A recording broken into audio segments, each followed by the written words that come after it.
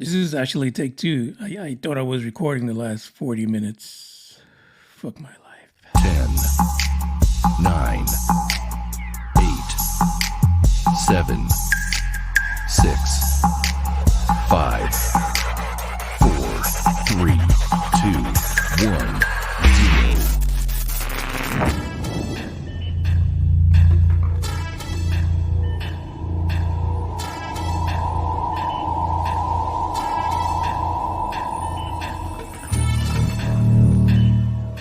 Welcome to the Tempest Universe vlog. I was talking for like 40 minutes. Got the record button wasn't on.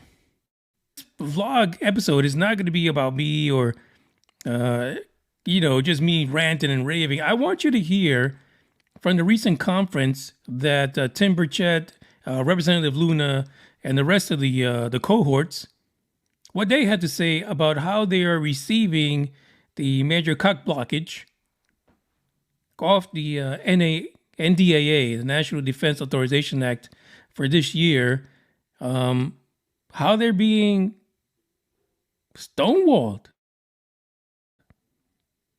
Not only by people in Congress, not just by other, reps and shit like that, but by commercial folks. What the hell? People in the aerospace industry, which have been alleged to be the ones holding UAP technology of extraterrestrial origin, are blocking legislation. How the fuck does that happen? I mean, Castro wouldn't let stuff like that happen. Are you kidding me? We've lost the balls on this. We have. We have no cojones. They should be arrested just for talking shit. They should. What? You have an opinion? Boeing? Get your ass in jail. Stop fucking around. Anyway, I'm going to play this. It's 31 minutes. Hopefully you're not on the shitter taking a break because your legs will fall asleep. You'll need someone to pick you up. Sit back somewhere, because I did this because life is complicated and busy, and we don't get to stop and view these things. So now you could just listen to it on here. I'll put some pictures of these guys. That way you know who the hell it is. But you can now take a moment to. It's 31 minutes, so please just listen to it. It's important because you got to see their frustrations. They literally 2023 are having the same frustrations that people have had for decades. But now they're in a position where they can challenge things like this and hopefully can do it successfully. I'm going to go ahead and play that, and I'll catch you on the other side. Check this out. Well, thank y'all for being here. This is a very important issue, and this shows with the amount of coverage that we have today. I'm Tim Burchett, Congressman from Tennessee. I've studied this issue for quite some time, and honestly, it just kind of fell in my lap up here. I believe our country, at least since 1947, has had a long history of covering this issue up. And this year, we were finally able to hold a legitimate hearing in July with credible witnesses who testified under oath to what they'd seen and experienced. The hearing this year faced a lot of pushback from the intelligence community, members of Congress, and of course our friends at the Pentagon. The intelligence community shut down an amendment I tried to include in the FAA reauthorization bill, and it would just require the Federal Aviation Administration to report UAP sightings by commercial pilots to Congress. I was told by the whip that bill was killed by the intelligence community, and I corrected him and I said, "You mean the intelligence committee?" And he said, "No, the intelligence community." And as they say, when you're over the target, that's when you get the most fire. And it would just, like I said, it would just require the FAA administration to report UAP sightings by commercial pilots to Congress. Again, they spend a whole hell of a lot of time and effort and money to tell us something exists that does not exist. And so, fortunately, another amendment I introduced this year, it was to increase transparency. And honestly, this is what this whole issue is about. It's about transparency. On the issue, was included in this year's NDAA Act. It required the Department of Defense to declassify any documents and records relating to publicly known sightings of UAPs or UFOs that do not compromise the national security of the United States. It all comes down to one word, and that word is transparency. I've been briefed on things I can't talk about in public because it's considered classified. But why are we classifying so much about this, especially if the information doesn't jeopardize national security and we have departments telling us that they do not exist? We are here today to discuss that. I've got several other notes, but I'll skip over them because I know y'all probably want to hear from the folks behind me. We had some great witnesses, as I stated before, but these folks want to talk about more of the transparency and some of the pushback we're receiving from those aforementioned groups. And with that, I'll turn it over to my dear friend, Representative Luna, the mother of Henry. And if you get to see this kid, you got to see this kid. He's spectacular. Thank you all so much. Thank you all for being here today. It is unacceptable that any mid-level unelected bureaucrat staffers can tell members of Congress that we are not allowed to access information about UAPs. Let me be clear that we are the representatives of the elected, or that of people that sent us here to do the right thing. Unelected bureaucrats do not get to say what we can and cannot see. We've had 3-star generals tell us that we did not have authorized access to this information. But yet, how do you expect us to continue to send taxpayer money to fund government projects if you're not even allowing us to see what those projects are? And I say that because, as some of you know, we have been consistently hearing that we do not have the authorized clearances, again, by people not elected to office. Let me repeat this: the people's representatives, members of Congress who sit on judiciary, armed services, and the oversight committees are being denied access to this information. But if we do not have the clearance, who does? Does this sound like a truly free country? Referencing Grush, I know there was many questions in regards to what was happening with his current IG report and whether or not we were able to receive access to that information. We were previously denied this. We have now received permission from him directly to go back into the SCIF to review that information. But in my short time in office, it has become very clear and evident that there is an apparent an orchestrated attempt to deny us this access, and it appears that that is coming from the intelligence community. We have a rampant overclassification problem. We need the UAP Disclosure Act, which I would ask that if you see to my left, you have Representative Burchett's language, and it should be added. As we know, we do not want to go forward with fake promises to the American people. I'd also like to speak on the issue that some members have stonewalled our efforts to get transparency, and this is also unacceptable. No one member is above another, and the American people deserve to know as much about the existence in this universe as possible. They certainly have a right to know about whether or not if their safety is threatened, and most especially when it comes to our men and women defending us in the skies. This is a simple answer: stop barring us from the truth. Good morning, good afternoon, I should say now. So I'm happy to be here with the folks that have really been talking about this since the beginning of Congress. This is not something that I thought I would get involved in when I first came to Congress. But quite frankly, the reason why I got involved is as we started asking questions, legitimate questions, the pushback we got is what interests me. Every time we pulled a thread and we stumbled on something, it seemed that we would get stonewalled. And so, NASA has stated that the term UAP does not necessarily imply extraterrestrial origin, which means we could be making these things domestic. And so, look, if these are advanced technologies, we're not interested in hurting national security, but we are interested in knowing what these UAPs are. You have the All-Domain Anomaly Resolution Office that was in the NDAA in 2022. And they have said, so the government has said, there's 366 reports of UAPs. A number of them they will not classify. They cannot explain to us. Some they say are weather balloons, some they say it's clutter, some they say are other anomalies, but then there are a bunch that they don't explain. And I think you see not just a bipartisan approach here in the House, but you see a bicameral approach with Senator Chuck Schumer and what he's trying to accomplish. And that really just is transparency and disclosure. I think the American people have a simple question, which is, if none of this exists, if this is all false, why at every turn are there people trying to stop the transparency and the disclosure? Why are folks who are in charge of committees, whether they are in the House or in the Senate, opposed to this disclosure? And it's that point alone that piques the interest, right? And that's really what we're about. This is not about whether there are aliens or there are not aliens, right?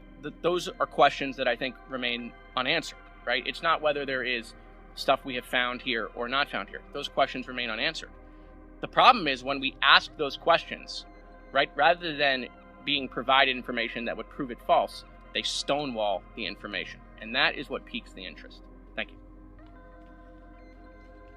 And we are here today because all of the whistleblowers, the hearings, the investigations, the discussions, the work that we have done have culminated in a negotiation that is happening in real time right now over the National Defense Authorization Act, a piece of legislation I care deeply about as a member of the House Armed Services Committee. And in that negotiation, we are fortunate that the amendment Congressman Burchett offered to the House version of the NDAA provides a beachhead for us to be able to get the answers and to be able to demand the transparency that is necessary. It is insufficient, though, to seek this transparency from the Department of Defense alone. We have to have cooperation so that Title 50 authorities through the intelligence community are also subject to review. That the FAA, the NSA, the FBI, even state and local authorities that have information are able to have that cataloged, assessed, and then put out before the public. It is my belief that the Burchett Amendment is the strongest position when coupled with the additional authorities and additional agencies that I've just mentioned in order to be able to get to that productive result. Unfortunately, we have members of the House Intelligence Committee and the Senate Armed Services Committee who right now are frustrating the effort that we are putting forward in order to be able to obtain the information and to move forward. I think it is productive that Senator Schumer has engaged on this issue. He's not an insignificant person in this town, but I am concerned about embracing a disclosure paradigm that mirrors the JFK assassination disclosure paradigm. I don't know that there are any Americans who would view the JFK assassination disclosure paradigm as some sort of vaulted standard. Time and again, we've seen that system fail. I also don't believe that, pursuant to the Schumer language, we would have to wait 25 years in order to get this information. 25 years is a long time when you consider what Mr. Burchett said about the lack of veracity that the government has provided to the people up until this point. And so we're here to call for the most inclusive, most robust provisions possible to be included in the NDAA. We don't want to see a lot of log jams created. And in the event that there's any designation of a national security concern regarding disclosure, we believe that this information can no longer be siloed with the entities that have frustrated disclosure. That there should be broader briefings to members of Congress, that the Oversight Committee, which many of my colleagues here serve on, should be receiving those briefings, that the Armed Services Committee should be receiving those briefings, and it should not just be the fiefdom of the Intelligence Committee and the intelligence community. And if we achieve that objective, I think we can start to restore some of the trust the public has. But as we work through the finer points of that legislation, we felt it was important today to come forward and express where the log jams exist, where the opportunities lay before us, and we will pursue those with great vigor. I also wanted to specifically thank House Armed Services Chairman Mike Rogers. He allowed the Burchett Amendment to go on the bill without objection, and I think he is to be commended for that. And also when my colleagues, Ms. Luna and Mr. Burchett and I, were at an Air Force base and were told by Air Force officials that we weren't allowed to see information that whistleblowers had expressed to us existed, it was in fact Chairman Rogers himself who personally engaged with the Office of the Secretary of Defense and gave us the opportunity to view the images that were taken by pilots of some of these unidentified aerial phenomenon. So work to be done, but we hope that this gives you clarity as to what our goals are, how the scope and depth of the mission ahead. You know, I came to Congress thinking that this place was dysfunctional, and I had a general idea that the bureaucracy would try to block us. But seeing it from the inside, I can tell you it's worse than you can imagine. Everything that you suspect about the federal bureaucracy is doing, they're almost certainly doing. And it's nearly impossible to get a straight answer. So you all know my perspective, but at the end of the day, I think the taxpayers deserve to know where their money is being spent. The question we have before us is that, are we in an environment where the republic is being threatened by individuals and by people who are not elected to be able to withhold information from the public? And so I want to applaud the efforts of this group, the folks standing behind me, especially Mr. Burchett, who, as he said, it's time for transparency. It's time for Tim's amendment to be passed, and as well as the Schumer amendment. While they may not be perfect in their current forms, it gets us in a better direction. And it's my belief that both of them will actually put us in a better place. I don't think that they have to be mutually exclusive. At the end of the day, if we want transparency, we should be going after every avenue that we can to get the information to the American people. Thank you. Well, again, thank you all. This is about accountability and about transparency. It's about holding the deep state to task for their refusal to declassify information that the American people need to know, that Congress needs to know. In July, I questioned highly decorated naval and intelligence officers who had been in aircraft, who had seen UAPs, and what they told me was alarming. These officers told us, that when encountering these UAPs, had they had to defend themselves or their aircraft or their personnel, they would not have been able to do so. 3 military intelligence officials swore when giving those statements. Foreign objects are buzzing around in our airspace, and Joe Biden's over 30 generals have not only been silent on the issue, but yet have yet to play ball with Congress. Not to mention, American farmers are seeing intelligence aircraft above their fields. There have been 144 reported sightings of these objects that we know of, and the DoD is more concerned about pronouns and woke agendas than informing Congress and having accountability and having transparency. In a moment when American supply chains are broken, our border is overrun, and Chinese ownership in American institutions has skyrocketed, American defenses against unknown aircraft are paramount. Because of this bipartisan effort in the House and now the Senate, intelligence agencies are now beginning to tout exploratory measures to investigate UAPs. But this needs to be an expeditious process, not 25 years. That's unacceptable. It should be noted that the Kennedy deadline has been blown through a couple of times. The information released has been less than full disclosure. And so whether it's little green men, American technology, or worse, technology from the CCP, we need to know. There needs to be better cooperation amongst agencies, and Congress has a right, an obligation to know. This is about transparency. This is about accountability. The truth is out there, and the American people are ready. Does anyone have any questions? Yes, sir.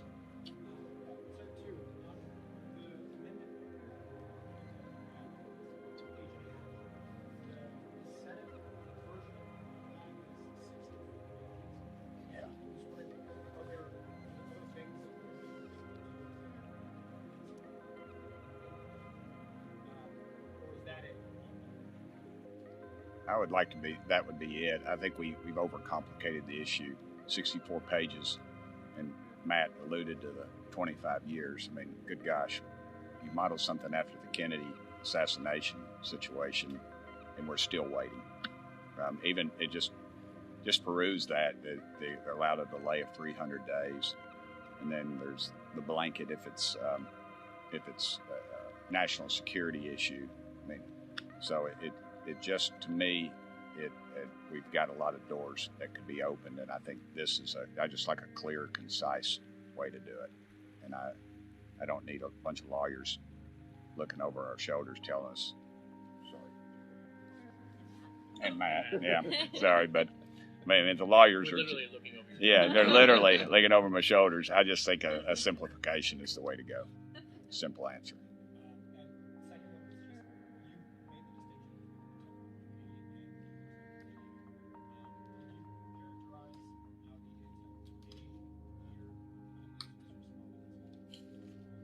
I think I can speak to that just because, we had an NDAA conference meeting yesterday where members of the House and Senate both raised this issue in debate, and the strongest resistance to transparency and disclosure and the Burchett language has come from the House Intelligence Committee. Other questions? Yeah, Ryan. So, when you raise these concerns about the intellectual community,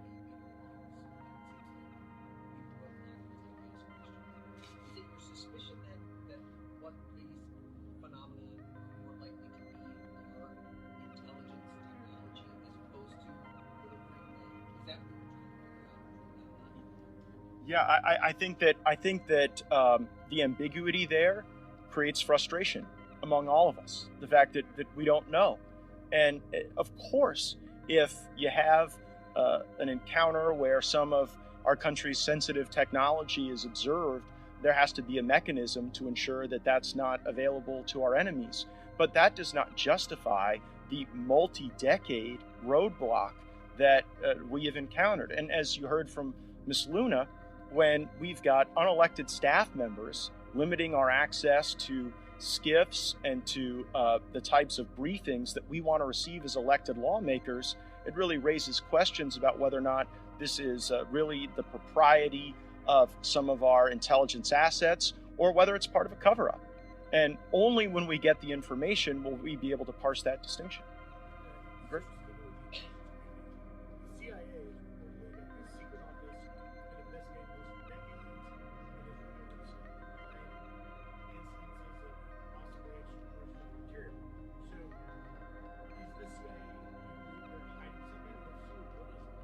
Well, I believe that the recalcitrance from the CIA and from the intelligence community may be animated by some of the cover-up that we have seen up to this point. I hope that's not true, but I'm concerned that it is. And so that's why the Burchett language currently in the NDAA gives us a beachhead to be able to access not only Department of Defense authorities and Department of Defense activities and programs, but we have to actually get into what the CIA has done with UAPs. You got to ask yourself, since 1947, they've told us this. Since 1947, basically, they've told us these don't exist. Yet now we're finding out they're spending millions of dollars. NASA has reports on it. The CIA now has reports on it, but yet the Pentagon keeps telling us they don't exist. So again, we're spending a heck of a lot of money to tell people something, to investigate something that doesn't exist. But you're asking the right question, if I can just Yeah. jump in for a second, because here's again what just doesn't make logical sense, right? Is if this is all nonsense, right? Then why are we seeing constant from different areas of government whistleblowers coming out with things that are credible? Why, as legislators, are we being stonewalled? Why does it feel like just as we're making some progress, all of a sudden the ghosts of Christmas past, present, and future come out to talk to staff or legislators that then all of a sudden aren't on board with more disclosure? And I think that's the American people who are following this. That is the same question that you're asking that they're asking. We see the Pentagon not being able to pass an audit for 6 years straight. Grush testified under oath that, part of these programs, these advanced technology programs, are being funded by overfunding programs in some areas of the budget or backdooring money. And so, again, we have been asking these questions, from the financial standpoint and from the transparency standpoint. And it's, Ryan, same question that you had. The intelligence community does not want to share any of this information with Congress. We're asking why? Why? And that it makes it appear that there is a substantial reason why they don't, not an insubstantial reason, right? It's not just maybe it's one of our new toys, right? And so that's, I think, why you see this group pressing so hard. If you go back to the hearing and think about what was said in committee, is that you're seeing this increased activity, yes, near military installation, yes, near conflicts, areas of operation, but you're also seeing it near our nuclear installations. And if you assume for a moment that it's American technology, we have normal areas of operation that we would test new aircraft, right? But it's now conflicting with commercial aircraft. So again, there's got to be an accountability mechanism that if it is our technology, that it's being operated safely, that's being tested safely. And if it's Chinese technology, then we need to know and ask those questions of, are we ready? What are we doing to counter that? So I don't know if it's Little Green Men or U.S. Technology or the CCP, but they're engaging in around our nuclear facilities. And I don't care who it is or where it's from, that should concern you. There are questions that need to be asked. There are questions that need to be answered. And I'll be damned, we're going to find those answers and we're going to turn over every stone until we get them.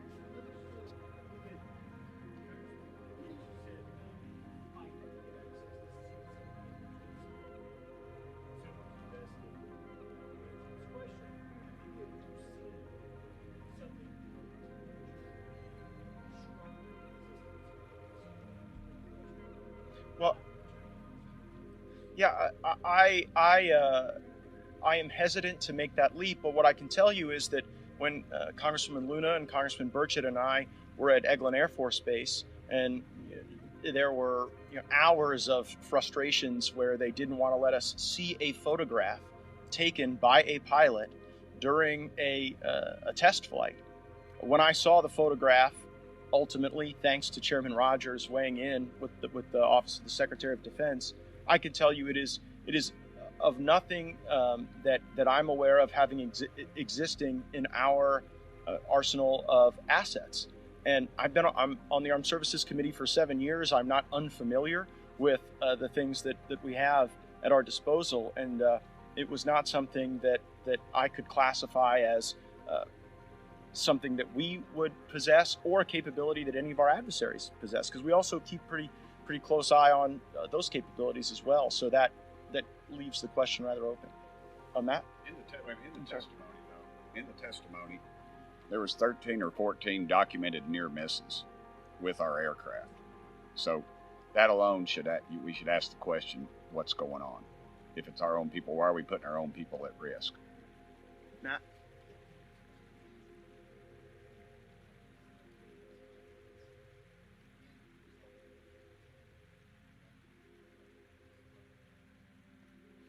Well, yeah, they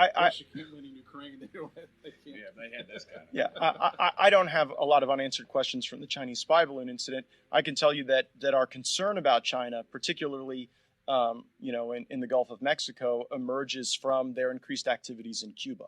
And if they are building out more capabilities, and frankly, you see a leveraged buyout of old Russian assets in Cuba being turned over to Chinese control. And so that's what animates our interest in that. Yes, sir. So my first question is, are we seeing any actual progress towards actual transparency? And second of all, in regards to the UAP Disclosure Act, Congressman Burchett, what kind of changes are we seeing? First answer is no. The second is I'd just like to see more transparency. That's all I want. You all are in the media. That's what we got to have. And it's very difficult for me to go home and talk to people who don't trust the government when the government is telling them something doesn't exist, but is spending millions, if not billions of dollars on researching what doesn't exist. If I could jump in too real quick. To be clear, I think that Schumer's efforts here are probably the floor as to where we would like to see disclosure begin. So, not to say that they're not good efforts. I think basically any step forward is a step forward in the right direction here. But again, going back to just what we have faced, it shouldn't be the case that it is this complicated to release this information. And also, just to put it out there, I mean, it should scare the American people that there is, maybe whether it's special interest or corporation, that thinks that they have a say in what your taxpayer dollars go to, and also what information the American people are not stupid. We can handle this information. Other countries have declassified similar information, and it's time that the United States steps up to the plate and does the same. One aspect of the Schumer amendment that draws a little concern for me is an appointed body that would review information or photographs or what have you before it's released to the public. That is an appointed body that the American public would have no control over. It'd be appointed by a politician. You'd know who'd be on there. You'd have the missile defense companies. You'd have the usual cast of characters. And to me, that casts a chilling effect on the whole thing, in my opinion. I want to add something to Tim said, because I want to give him some credit. So back to your question of have we seen progress? I mean, listen, it's not like the 118th Congress is doing a lot of things, right? So in fairness, right, I think we're at the same pace. I think because of Tim's efforts and the group behind us, we are actually seeing a lot of progress. First of all, we had a hearing in the House that had never happened before. The Intelligence Committee had a hearing that hadn't happened in 50 years. Okay, we've now had multiple press conferences on this. You're having legislation introduced, not just in the House, but in the Senate. So this has come a long way from the times when Harry Reid was talking about it or Marco Rubio was talking about it. You now have a bipartisan, bicameral effort. And so this place does a lot of things, unfortunately, incrementally, right? It doesn't do big things at the moment. So I got to, Tim is the one who has spearheaded a lot of this. And so, to give him a little more credit that he's willing to give himself, I think we're making a lot of progress. We just have to accept the fact that the pace here in Washington, that we're caught up in that same pace. Yes, sir. Have you been able to see any documents from the Yeah. Go ahead, man. Yeah, no, I mean, we have. So you see that, you said yourself, there's no way this is like national security. Why is this? I have reviewed classified information, and thereafter, wondered to myself why that would be classified, and so I have had those concerns. I've also, as a member of the Armed Services Committee, seen some radar signatures and other information that even my colleagues who are not on the Armed Services Committee have not been able to see, and that concerns me as well. I think we ought to democratize that information at a minimum throughout the Congress, and I think more productively with the American people. We'll take one more. I was just going to say, I've seen stuff by whistleblowers that you would all be scratching your head. Go ahead,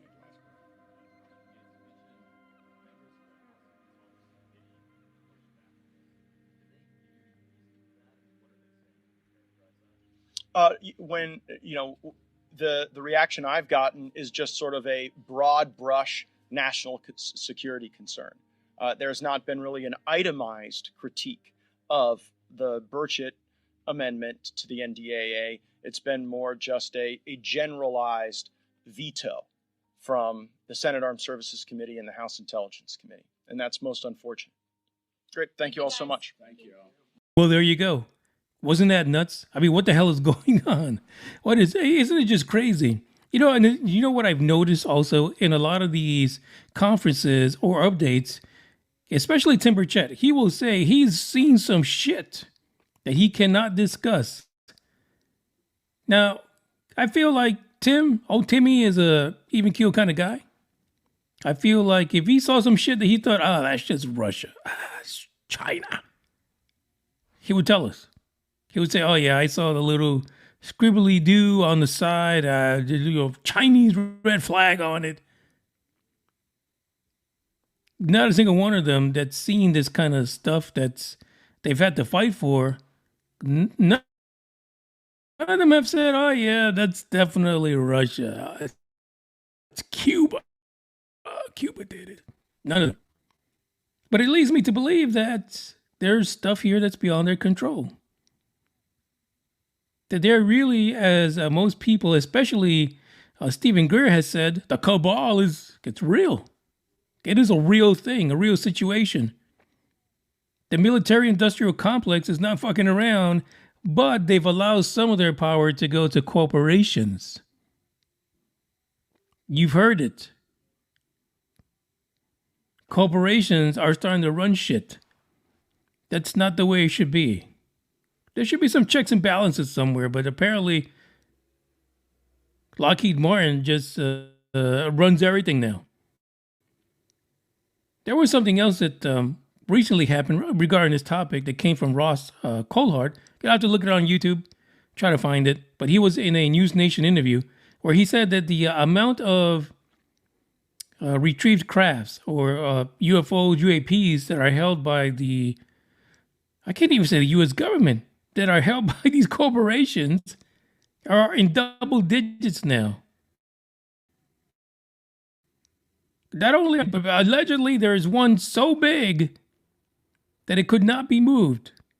And so they built a fucking building on it.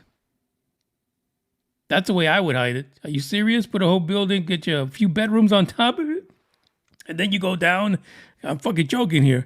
And then you go down and you just do your experimenting. Go back up, take a rest, whatever. Anyway, the whole podcast, the whole vlog or whatever, it's not so much about me ranting and raving about this, but I just, like I said before, people get stuck in life and they don't get to listen to these things. Or they don't even know this shit happened as far as a conference. But I do want to say this. Okay, this is really important because I think that historically, the folks that have kept the secret for eons and decades or whatever, how long it is, right? Because when Grush was recently on the podcast with our buddy Joe Rogan,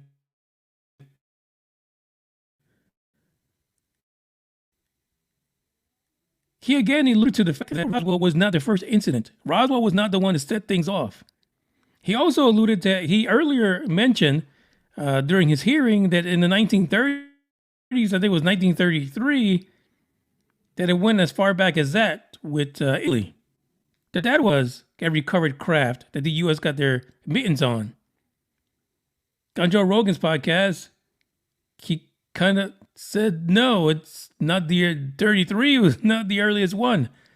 It happened before that. And that kind of brings to mind the idea that some folks have been saying that Roswell was not necessarily a crash, but that the U.S. government actually downed that UFO. That it wasn't accidental. They didn't just fly around and say, oh, fuck it, let's crash right here. It's a nice spot. That it was intentionally downed by the U.S. government.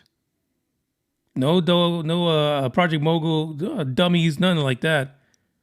But there was an intentional grounding of that UFO that became the Roswell incident. Well, if we've been studying these things since before the 1930s, I could see that being a possibility now. Before I didn't. All this to say is, in this time, it may take a grassroots movement using the templates, the blueprints that have been released to the public, such as Project Stargate, to take, 50 remote viewers, because it's being practiced right now publicly by many folks who have been practicing remote viewing for such a long time on their own. But maybe a concerted effort to take them all and have them remote view where these things are. Where are they hidden? Where is this building that is sitting on top of a UFO? Why couldn't we independently use remote viewers to discover this?